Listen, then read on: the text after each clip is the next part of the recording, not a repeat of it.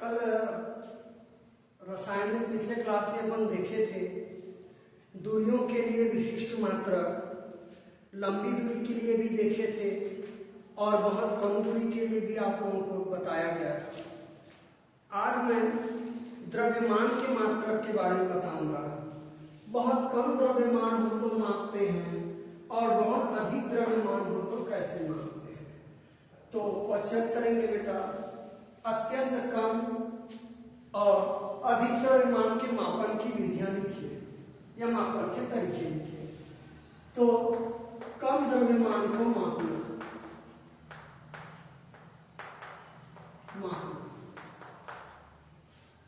कम द्रव्यमान को कैसे मापेंगे? तो कम द्रव्यमान को मापते हैं बेटा माइक्रोमीटर में, नैनोमीटर में, मिलीमीटर में, ये माप सकते हैं, 10 की घात ऋण में होगा। इसके अलावा मापते हैं आपका AMU, एटॉमिक मास यूनिट। ये नाभिक का आकार नापा जाता है। एक AMU का मतलब होता है कि एक प्रोटॉन मतलब हाइड्रोजन के नाभिक का आकार क्या होता है। तो इसके आधार पे आप लोगों का मापन किया जाता है। तो आप लोगों का तो उसी को आप लोगों को लिखने हैं। तो पहले लिख लेंगे आप लोग, क्या लिखा हूं, कम द्रव्यमान को मापना। पहला,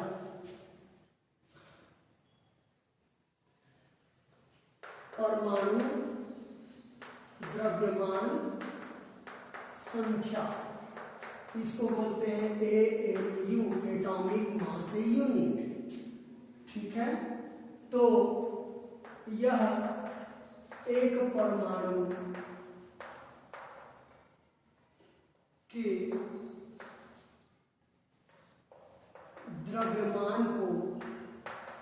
द्रव्यमान को बताता है। एक परमाणु के द्रव्यमान को आपको ये बताएगा आप लोगों का। तो एक परमाणु का द्रव्यमान रहेगा आप लोगों का, एक AMU बराबर होता है आप लोगों का 1.66 गुना 10 की घात ऋण 27 किलोग्राम। प्रोटॉन के आधार पर जनरली हाइड्रोजन का है बेटा, हाँ ठीक है। आपका एक प्रोटॉन का भार इतना आता है 1.6, कोष्ठक में लिख सकते हो, ये प्रोटॉन का भार है आपको याद करने के लिए। उसी के बराबर आता है नाभिक का द्रव्यमान AMU। बाकी खोखला रहता है, इलेक्ट्रॉन का द्रव्यमान बहुत कम माना जाता है, 31 के क्रम का आता है। हो गया आप लोगों का। दूसरा, मैं नाप सकता हूं नैनोमीटर में, मीटर बोल रहा हूं बेटा, ग्राम में, या इसने दिया है 1 ग्राम। आप सभी जानते हैं बेटा 1 ग्राम बराबर होगा 10 की घात ऋण 3 किलोग्राम, क्योंकि 1000 ग्राम होता है। तीसरा, 1 मिलीग्राम कर देता हूं।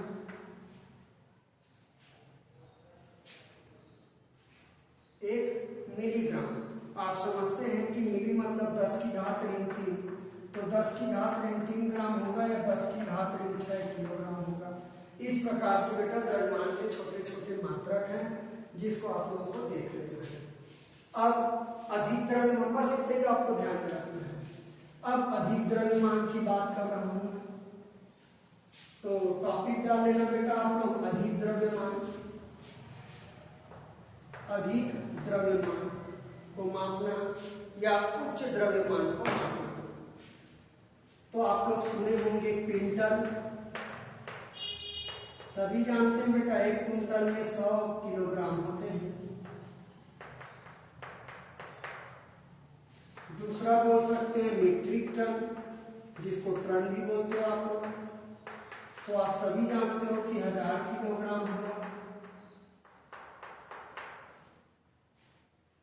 या 10 की घात 3 ग्राम किलोग्राम होंगे। अब इसमें आ जाएंगे एक चंद्रशेखर सीमा, एक नई चीज है, एक चंद्रशेखर सीमा।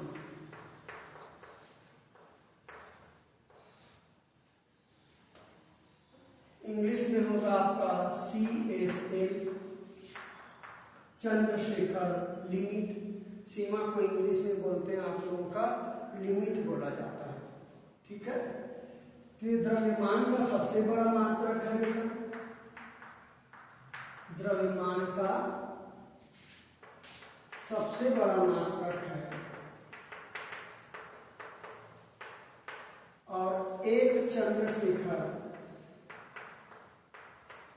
सीमा बराबर होता है सूर्य के भार का 1.4 गुना। सूर्य का जो भी द्रव्यमान होगा उसका 1.4 गुना को चंद्रशेखर सीमा के बराबर होता है। ठीक है। अब मैं समय के बारे में नहीं बताता बेटा, मिली सेकेंड ये आपका बड़ा मात्रक है, वो मैं छोड़ रहा हूं, इतने ही आप लोग देख लेंगे। फिर लास्ट में आप लोगों का बोधात्मक प्रश्न है। तो बोधात्मक प्रश्न आप लोग अच्छी जानकारी के लिए जरूर पढ़ेंगे, चाहो तो आप कॉपी में लिख सकते हो। ठीक है। जैसे कि आप लोगों का अंगस्ट्राम और एयू में संबंध बताइए, पहला प्रश्न है अंगस्ट्राम और एयू में संबंध बताइए। मैं समझा देता हूं।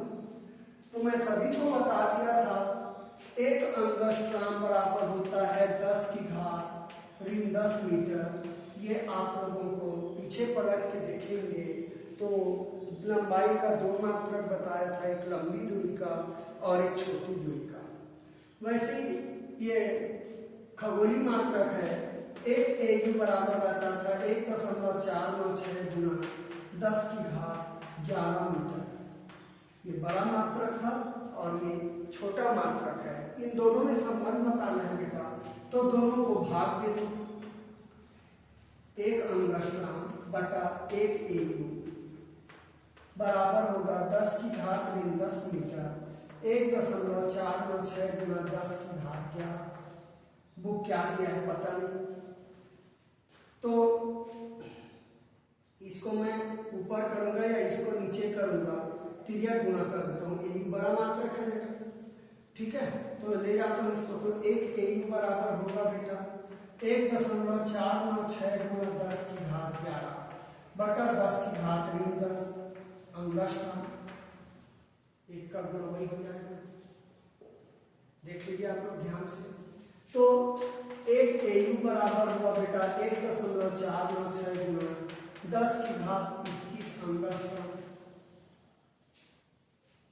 ऋण 10 ऊपर जाके हो जाएगा क्या, धन 10। तो आधार समान है तो घातें जुड़ जाएंगी। तो इस प्रकार से आपका संबंध हो जाएगा। ठीक है, क्लियर है। मैं प्रश्न पढ़ नहीं पाया बेटा। ये बोला है अंगस्ट्राम और एयू में अंतर लिखो, बोला है, मैं संबंध बता रहा हूँ। चलो संबंध भी लिखोगे तो अंतर ही है।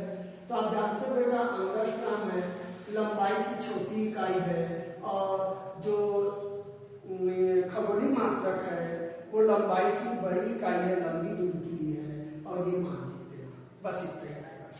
ठीक है, आपका जवाब, संबंध करने की जरूरत नहीं है।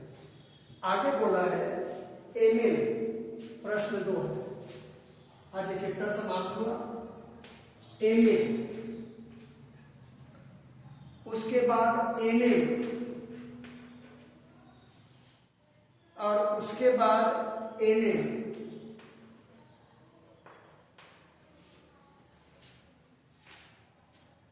में क्या अंतर है आपको बताना है। तो एमएन, छोटा एन मिली का संकेत है, तो बेटा एक एमएन बराबर होंगे आप लोगों का 10⁻³ न्यूटन।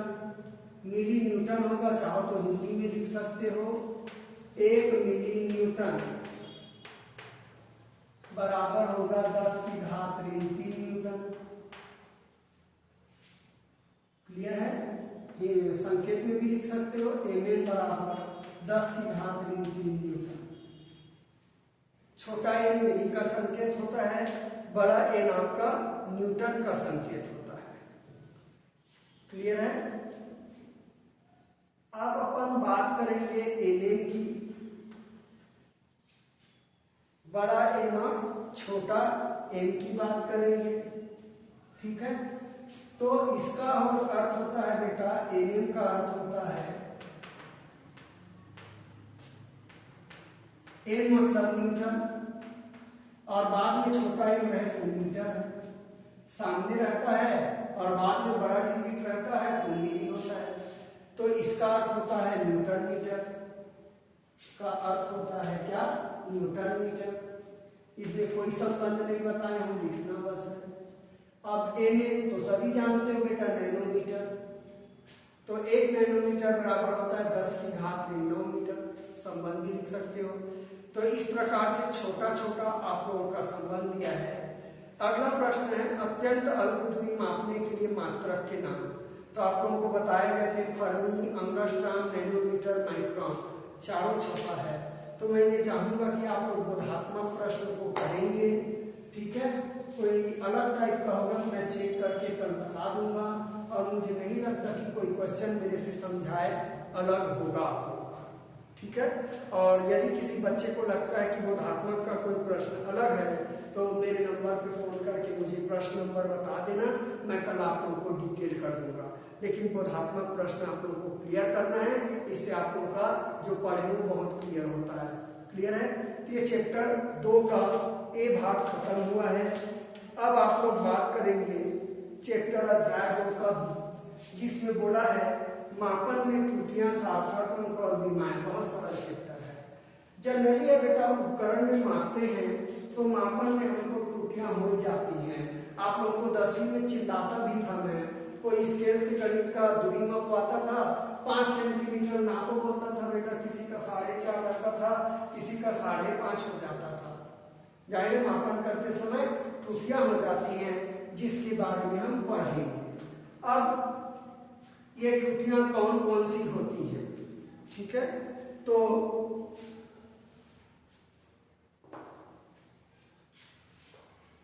प्रश्न बनाना है मापन की त्रुटियां क्या है। मापन की त्रुटियां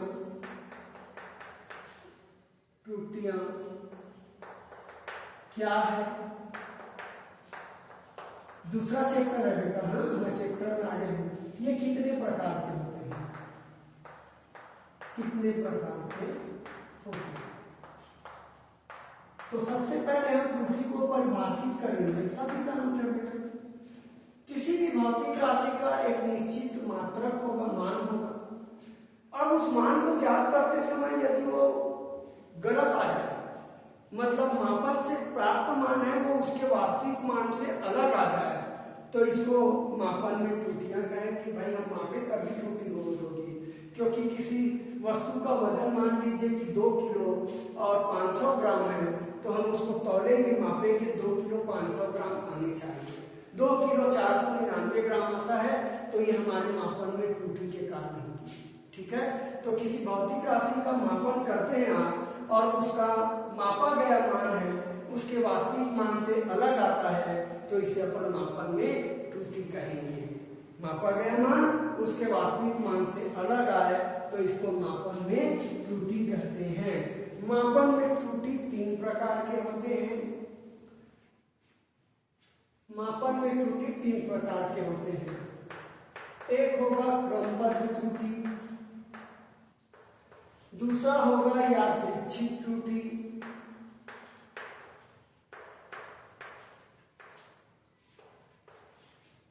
तीसरा है आप लोगों का स्थूल त्रुटि।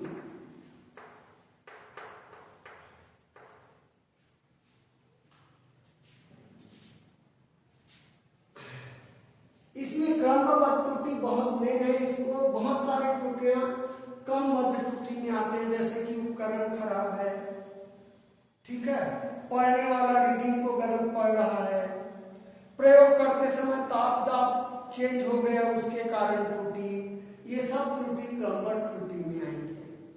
या यादृच्छिक त्रुटि में ये आता है कोई प्रैक्टिकल को बार बार करते हैं और हर बार हमसे रीडिंग अलग अलग आता है, तो ये यादृच्छिक त्रुटि है। यादृच्छिक मतलब पुनरावृत्ति करना।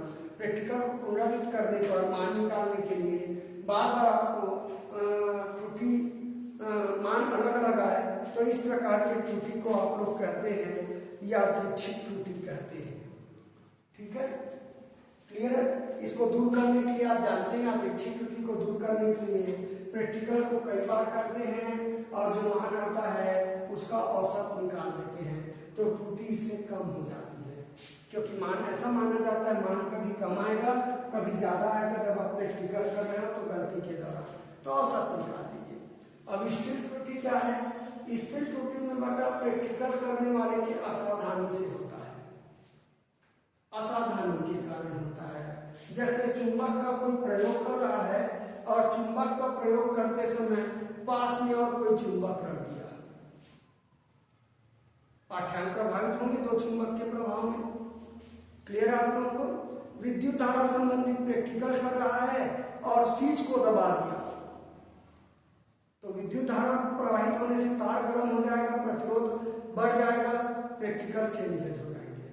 तो इस प्रकार जो प्रैक्टिकल करने वाला आपका असावधानी करता है तो इसको क्या कहते हैं? अपन स्थिर त्रुटि कहते हैं।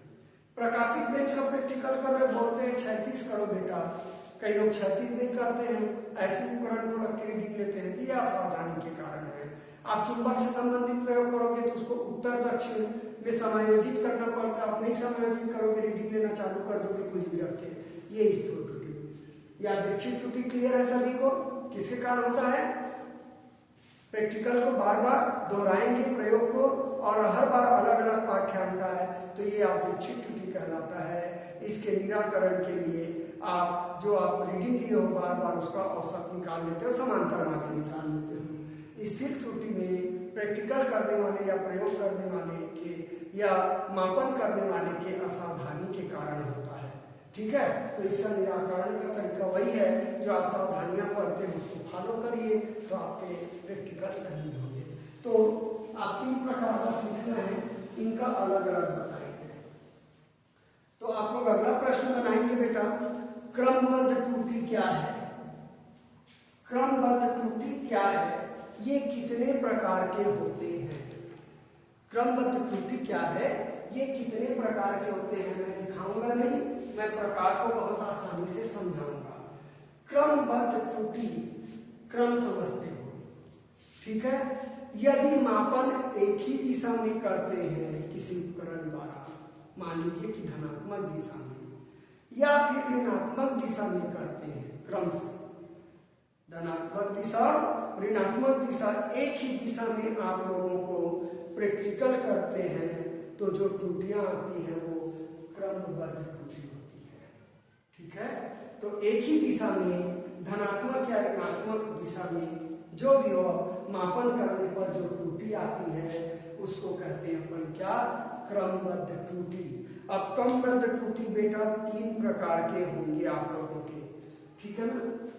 3 नहीं 4 प्रकार के। पहला यांत्रिक त्रुटि। क्वेश्चन होगा बेटा क्रमबद्ध त्रुटि क्या है, इसके प्रकारों को लिखिए। पहला यांत्रिक त्रुटि, नाम से जाहिर है यंत्र के कारण मतलब उपकरण के कारण होंगे आप लोगों के। दूसरा होंगे व्यक्तिगत त्रुटि,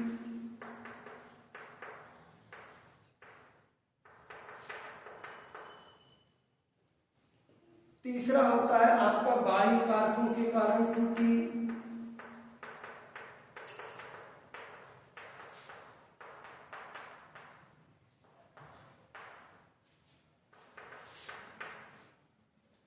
चौथा है आपका अपूर्णता त्रुटि। बस ये त्रुटि आप समझ लिए तो त्रुटि आपको क्लियर है। सबसे पहले मापन की त्रुटि बताया मैं, मापन करने पर मान में त्रुटि आ जाए, वास्तविक मान से अलग आ जाए तो मापन की त्रुटि कहलाती है आपकी। मापन की त्रुटि 3 प्रकार के, क्रमबद्ध, यादृच्छिक और आप लोगों का तीसरा है आप लोगों का स्थूल त्रुटि। ठीक है, तो क्रमबद्ध त्रुटि है कि किसी उपकरण को एक ही दिशा में धनात्मक या ऋणात्मक भी हो प्रयोग करने पर जो त्रुटि आती है उसको आप क्या कहेंगे? क्रमबद्ध त्रुटि। क्रमबद्ध त्रुटि 3-4 प्रकार के होंगे, 4 प्रकार के सॉरी। पहला यांत्रिक त्रुटि, दूसरा व्यक्तिगत त्रुटि, तीसरा बाह्य कारकों के कारण त्रुटि और चौथा अपूर्णता त्रुटि। अब आ जाते हैं अपन यांत्रिक त्रुटि। यांत्रिक त्रुटि, तो एक काम करता हूं बेटा मैं त्रुटि का टेबल बना देता हूं। यांत्रिक त्रुटि भी 3 प्रकार के बेटा,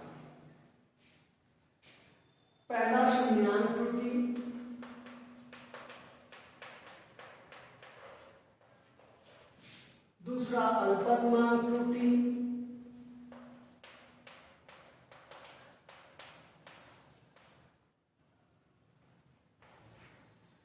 तीसरा है आप लोगों का अचर त्रुटि।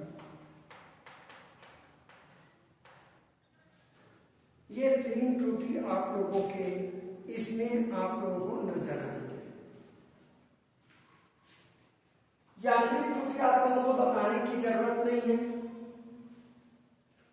उपकरण के बनावट में या उपकरण के कारण जो त्रुटि होती है मापन में, उसको क्या कहेंगे? यांत्रिक त्रुटि। यांत्रिक त्रुटि में पहला आएगा शून्यांक त्रुटि। तो कई प्रकार के उपकरण ऐसे होते हैं जिसमें दो स्केल होते हैं, जैसे वर्नियर स्केल में, वर्नियर कैलिपर्स में मुख्य स्केल और वर्नियर स्केल होता है। स्क्रू गेज में मुख्य स्केल और वृत्तीय स्केल होता है। ठीक है, तो कुछ उपकरण ऐसे होते हैं जिसमें एक से ज्यादा स्केल होते हैं। अब उस उपकरण में दोनों स्केल के जीरो एक सीधे में ना हो, जीरो मतलब शून्य, दोनों स्केल के शून्य हैं एक सीधे में ना हो, तो इसको शून्यांक त्रुटि कहते हैं। इसको दूर करने के लिए त्रुटि के प्रकार को मान त्रुटि को ज्ञात कर लेते हैं और त्रुटि को जो मुख्य मान आएगा उसमें चिन्ह के साथ जोड़ देते हैं। क्योंकि शून्यांक त्रुटि दो प्रकार के होते हैं, धनात्मक शून्यांक त्रुटि और ऋणात्मक शून्यांक त्रुटि। धनात्मक शून्यांक त्रुटि है तो जोड़ दीजिए और ऋणात्मक शून्यांक त्रुटि है तो जो मेन मान आएगा उसमें ऋणात्मक शून्यांक त्रुटि को घटा दीजिए। दूसरा है अल्पतमांक त्रुटि। मैं आप लोगों को क्लियर करना चाहूंगा बेटा, बहुत सारे बच्चे कॉलेज कर डालते हैं लेकिन अल्पतमांक जैसे मामूली शब्द को आप लोग नहीं समझ पाते हो। हम रट्टा मारते हैं, वर्नियर कैलिपर्स के लिए अल्पतमांक बोल दिया तो हम उसको रट्टा मारेंगे, रट्टा मारते हैं। अल्पतमांक का मतलब होता है बेटा कोई उपकरण जो न्यूनतम मान को माप सकता है उसको अल्पतमांक कहते हैं। उस उपकरण का कोई उपकरण किसी न्यूनतम मान को जो माप सकता है वो अल्पतमांक कहलाता है। आप लोग स्केल प्रयोग करते हो, अब स्केल में सबसे छोटा मान होता है शायद 0.1 सेंटीमीटर, जिसको आप 1 मिलीमीटर भी बोलते हो। यानी कि आपके साधारण स्केल का अल्पतमांक हो गया 1 मिलीमीटर या फिर 1.1 सेंटीमीटर। तो कोई भी उपकरण जो आपके घड़ी का सबसे छोटा इकाई मान लीजिए कि 1 सेकंड है, जिसको आप देख सकते हो, माप सकते हो, तो उस घड़ी का मात्रक अल्पतमांक हो जाएगा 1 सेकेंड। तो अल्पतमांक की सीधी सी परिभाषा है कोई उपकरण जिस न्यूनतम मान को परिशुद्धता पूर्वक माप सकता है, न्यूनतम इकाई, वो आपका उसका क्या कहलाता है? अल्पतमांक कहलाता है। ठीक है ना। अब अल्पतमांक का सूत्र बनाते हैं कुल भागों की संख्या,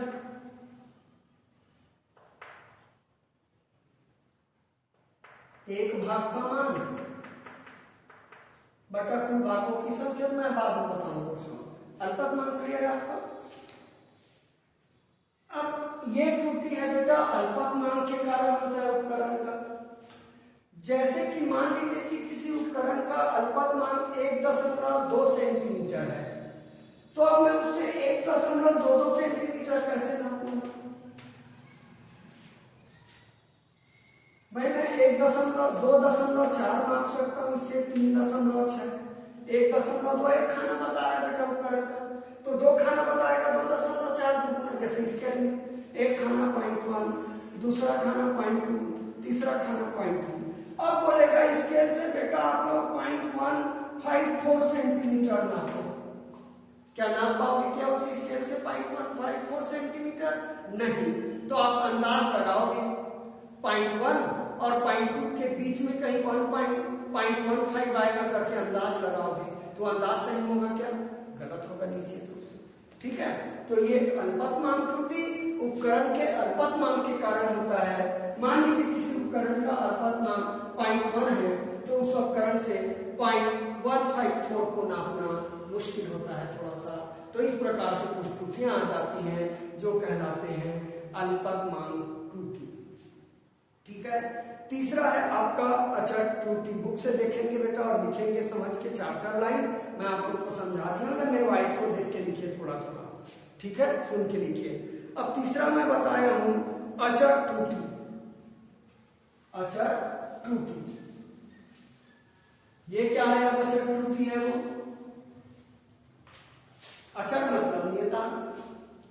यदि किसी प्रैक्टिकल को बार बार दोहराकर मापन करते हैं और मापन में हर बार उतना ही त्रुटि आता है तो इसको अचर त्रुटि कहते हैं।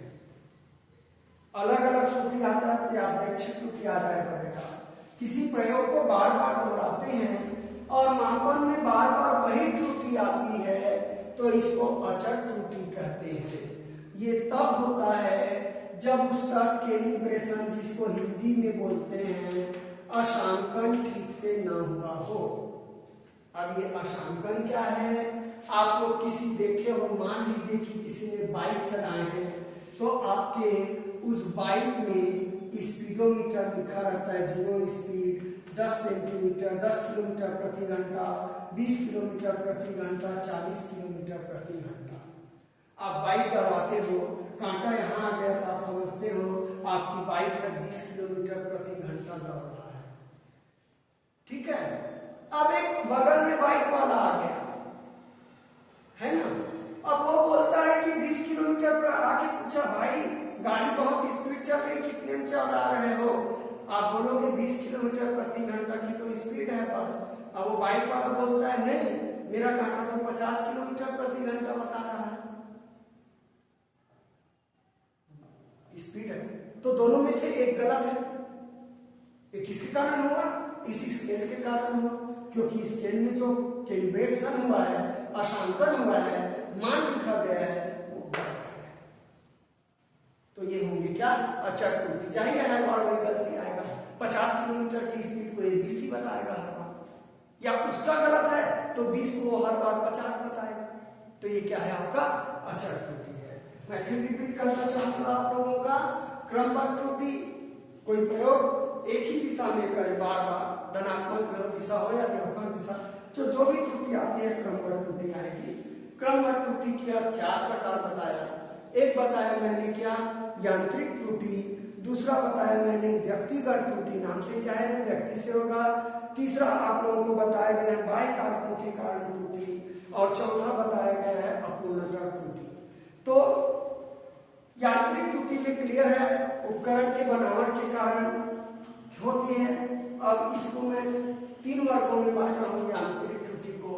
शून्यांक त्रुटि, अल्पतमांक त्रुटि, अचर त्रुटि। शून्यांक त्रुटि में मान लीजिए कि किसी उपकरण में 2 स्केल है, जैसे वर्नियर स्केल में, वर्नियर कैलिपर्स में 2 स्केल होता है, मुख्य स्केल और वर्नियर स्केल। यदि उनके शून्य है वो एक सीध में न हो, ये शून्यांक त्रुटि होंगे। इसके निराकरण के लिए हम शून्यांक त्रुटि को ज्ञात कर लेते हैं और उसको चिन्ह के साथ मुख्य मान जो आता है उसमें जोड़ देते हैं। अगला बताया मैंने अल्पतमांक त्रुटि। हर उपकरण का अल्पतमांक होता है, एग्जाम्पल ले लेना, कोई स्केल का ही ले लेना। अब इससे हर मान को अल्पतमांक के कारण शुद्धतापूर्वक मापा नहीं जा सकता है, तो अल्पतमांक के कारण जो त्रुटि आएगी मापन में वो अल्पतमांक त्रुटि। अक्षर त्रुटि, यदि कोई प्रयोग को बार बार दोहराते हो और वो त्रुटि उतनी ही त्रुटि बार बार आती है तो ये अचर त्रुटि कहलाती है। ये आपका तब होता है जब उपकरण का अंशांकन आप लोगों का गलत हुआ हो। इसमें आप कुछ नहीं कर सकते, कंपनी को सही अंशांकन करनी चाहिए जो आपको उपकरण बेच रहा है। ठीक है। अब मैं बात करूंगा व्यक्तिगत त्रुटि की, दूसरा प्रकार। तो नाम से ही जाहिर है प्रयोगकर्ता द्वारा जो त्रुटि किया जाएगा वो व्यक्तिगत त्रुटि होगा। कैसे? मान लीजिए कि आप लोग इसको देख रहे हो संकेतक, तो देखना बेटा जनरली प्रायोगिक सामान आता है, वो संकेतक ऐसे देखना रहता है, उसके नीचे दर्पण लगा होता है। तो हम जब पाठ्यांक लेते हैं तो ये जो संकेतक को देखते हैं तो हमको दर्पण पे भी नजर फैलाते हैं, तो हमको पाठ्यांक ऐसा लेना होता है कि संकेतक का प्रतिबिंब दर्पण में मत दिखे। प्रतिबिंब दिखे मतलब आप टेढ़े पाठ्यांक ले रहे हैं तो आप रीडिंग गलत पढ़ेंगे। आपको लंबा देखना रहता है तो प्रतिबिंब नहीं दिखेगा। ठीक है, तो रीडिंग को नोट करते समय यदि प्रेक्षणकर्ता द्वारा कोई त्रुटि की जाती है तो आप लोगों का वो त्रुटि कहलाता है क्या? व्यक्तिगत त्रुटि। आप लोगों का बताओ बेटा, आप लोग 120 अंक नापो या 60 अंक नापो बोलते हैं, कई लोग ऐसे 60 अंक नाप देते हैं। क्यों? क्योंकि आपके चांदा में दोनों तरफ रहता है, 10, 20, 40, 180 तक इधर से भी होता है। जनरली जब चांदा यहाँ रखे तो इधर से मापे जाते हैं, जिधर लाइन दबा है चांदा यहाँ रखोगे तो इधर से नापे जाते हैं। कई बच्चे इधर से 60 नाप देते हैं तो ये तो गलत हो गया, और कुछ बच्चे इधर से नापेंगे 60 तो ये सही होती है ना। तो पाठ्यांक लेने के कुछ नियम होते हैं।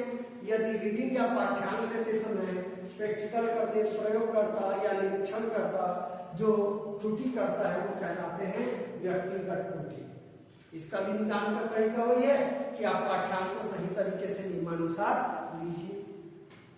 ठीक है, तो मैंने दो त्रुटि के बारे में बात किया, किसके किसके? यांत्रिक त्रुटि और व्यक्तिगत त्रुटि। तीसरा बात करूंगा बाह्य कारकों के कारण त्रुटि। बाह्य कारकों के कारण त्रुटि, मान लीजिए कि बेटा कोई टेम्परेचर वाला प्रैक्टिकल कर रहे हो, ताप वाला, और वातावरण का ताप बढ़ गया, या किसी तार का प्रतिरोध नाप रहे हो और वातावरण का ताप बढ़ गया तो प्रतिरोध का मान गलत आएगा। ठीक है, दाब वाला प्रैक्टिकल कर रहे हो और वायु की तेज गति आ गई, दबाव चेंज हो गया, तो प्रयोग करते के दौरान यदि बाहरी वातावरण के कारण ताप दाब चेंज हो जाए, परिवर्तित हो जाए और इसके कारण पाठ्यांक में आप लोगों का अंतर आ जाए तो ये आ जाएंगे बाह्य कारकों के कारण होने वाली त्रुटि। बाह्य कारक प्रभावित हो गए आप लोगों के। अगला मैं बात करूंगा अपूर्णता त्रुटि की। ठीक है, कुछ त्रुटि ऐसे होते हैं बेटा जिसको जानते हुए भी हम उसको दूर करने में अक्षम हैं। ऐसी त्रुटि जिसको दूर नहीं किया जा सकता, पूर्णतः निराकरण नहीं किया जा सकता है, उसको कहते हैं आप लोगों को अपूर्णता त्रुटि। ठीक है, जैसे कैलोरी मापी का प्रयोग करोगे, रसायन में पढ़ेंगे, कैलोरी मापी के लिए विकिरण मापा जाता है, जो विकिरण ऊर्जा निकलती है तो रोशनी बाहर भी होती है, तो कुछ न कुछ पाठ्यांक में रीडिंग आ जाते हैं, इसको हम कुछ नहीं कर सकते। अंधेरे में तो आप प्रैक्टिकल कर नहीं सकते हो, बाहर भी रोशनी है और कैलोरी मापी में विकिरण ऊर्जा का प्रयोग होता है, तो कुछ विकिरण ऊर्जा में फर्क पड़ता है, आप कुछ नहीं कर सकते। या कैलोरी मापी को तुरंत आप लोगों को दूसरे पात्र में डालना पड़ता है टेम्परेचर मापने के लिए, तो वो आप लोगों का चेंजेस है। तो कैलोरी मापी के समय मैं बताऊंगा। तो जनरली कैलोरी मापी के उपकरण नहीं है, ज्यादा इस प्रकार का दोष देखने को मिलता है। तो क्या बोला मैंने, अपूर्णता दोष प्रयोग करते समय कुछ दोष ऐसे होते हैं मापन के समय जिसका निराकरण करना संभव नहीं है, इस दोष को अपन क्या कहते हैं, अपूर्णता दोष। ये सब आपके चूंकि ठीक है आप लोगों का क्रमबद्ध दोष के अंतर्गत आपके आएंगे। तो क्रमबद्ध दोष मैंने 4 बताया आप लोगों के, फिर बोल रहा हूं, यांत्रिक त्रुटि, व्यक्तिगत त्रुटि, बाह्य कारकों के कारण त्रुटि और अपूर्णता त्रुटि। यांत्रिक त्रुटि उपकरण के बनावट के कारण, व्यक्तिगत त्रुटि आप लोगों का पाठ्यांक लेते समय गलती कर देता है प्रयोग करता हो, बाह्य कारकों की त्रुटि प्रयोग के दौरान ताप दाब आदि चेंज हो जाए तो यदि पाठ्यांक चेंज हो सकते हैं, ये त्रुटि। और अपूर्णता त्रुटि जिसको जानते हैं उसको जानते हुए भी दूर करना संभव नहीं है, ये आपका क्या है, अपूर्णता त्रुटि है। अब क्रमबद्ध त्रुटि के बाद दूसरा प्रकार में बताया था यादृच्छिक त्रुटियां। फिर मैं रिपीट बोल देता हूं बेटा, क्या है यादृच्छिक त्रुटियां? यदि कोई मापन को कई बार करते हो और प्रत्येक बार अलग अलग पाठ्यांक आता है तो इस प्रकार की त्रुटि को यादृच्छिक त्रुटि कहते हैं। इसका निराकरण करने के लिए सभी मानों का समांतर माध्य निकाल देते हैं। याद रखना, यादृच्छिक त्रुटि के जैसे और बताया हूँ अचर त्रुटि। अचर त्रुटि में बार बार पाठ्यांक लेते थे, त्रुटि जरूर आता था लेकिन हर बार उतनी ही त्रुटि आती थी, जिसको अचर त्रुटि कहते हैं। असांकलन में गड़बड़ी के कारण में बताया था। ये यादृच्छिक त्रुटि वैसी है, लेकिन प्रैक्टिकल को बार बार दोहराएंगे, हर बार अलग अलग रीडिंग का है, पाठ्यांक का है, तो इस त्रुटि को आप यादृच्छिक त्रुटि कहते हैं। ठीक है। अब तीसरा आप लोगों का बताए थे क्या, स्थूल त्रुटि। तो स्थूल त्रुटि तब होता है जब प्रयोग करने वाला या मापन करने वाला है वो जहाँ असावधानी रखता है, वो सावधानी पूर्वक मापन नहीं करता है, नियमों का पालन नहीं करता है, तो इस प्रकार से जो त्रुटियां होती है उसको क्या कहते हैं, स्थूल त्रुटियां कहते हैं। तो ये आप लोग मापन की त्रुटि है, इसके बारे में आप लोग 4 लाइन लिखेंगे बुक को देख के। पेज नंबर आप लोगों के 34 पे है। ठीक है। तो आज त्रुटि के संबंध में इतना ही। कल हम